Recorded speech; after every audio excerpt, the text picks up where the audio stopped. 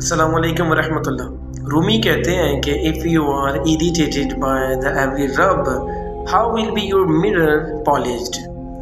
यानी अगर आप हर जो रगड़ आपको आपकी ज़िंदगी में लगती है उससे आप इरिटेट होते हैं, परेशान होते हैं, तो बताएं जो आपका आईना है वो कैसे पॉलिश कर दिया जाएगा। तो दरअसल रूमी यहाँ पर ये बता रहे हैं कि अपनी ज़िंदगी में आने वाली जो तमाम मुश्किलात हैं, अगर हम उनसे परेशान हो जाते हैं तो वो मुश्किलात जो हैं वो हमें मज़ीद मजबूत फिर कैसे बनाएंगे। गौर करें अब इस बात के ऊपर।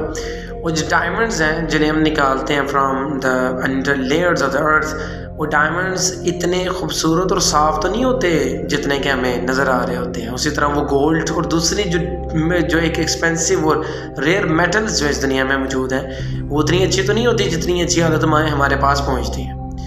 उन्हें उस हालत तक पहुँचने के लिए मुख्तलिफ़ किस्म के सख्त मराहिल में से गुजरना पड़ता है, और उसके बाद फिर क्या होता है, वो डायमंड उस मकाम तक पहुँच जाता है जहाँ पर हर शख्स उसे अपने पास रखना चाहता है। इसी तरह इंसान भी जो है ना, उसके सामने भी जब जितनी डिफ़िकल्टीज़ आती हैं और जितनी किस्म के जब वो प्रॉब्लम्स को फेस करता है, वो डायमंड की तरह ही मज़ीद ज़्यादा पॉलिश होता जाता है और पहले से ज़्यादा मजबूत और बेहतर होता जाता है।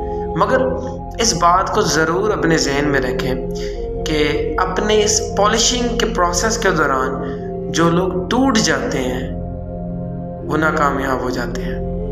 वो डायमंड, वो चीज़ जो कि टूट गई और अपनी सख्तियों को बर्दाश्त नहीं कर पाई, वो एक ऐसी शक्ल इख्तियार कर लेता है कि उसे हर कोई अपने हाथ पर नहीं लगाना चाहेगा, ना कि अपने हार पर सजाना चाहेगा। इसी तरह बाज़ औक़ात हम भी हमारी ज़िंदगी में आने वाले मुख्तलिफ़ किस्म के मामलात में जूझते हुए परेशान होकर टूट जाते हैं, और वो जगह जहाँ पर हम पहुँचने वाले होते हैं उस जगह से ख़ुद को महरूम कर देते हैं। तो याद रखिएगा इस बात को कि अगर अपनी मुश्किलात से परेशान हो रहे हैं तो फिर हम कैसे अपने आईने को पॉलिश करेंगे। मेरे ख़्याल से जो मेरा परसेप्शन था इसके मुतालिक आप लोगों को बता चुका हूँ। अगर आप इसके ऊपर कोई बात करना चाहते हैं, please give us your perception in the comment section. Thank you so much.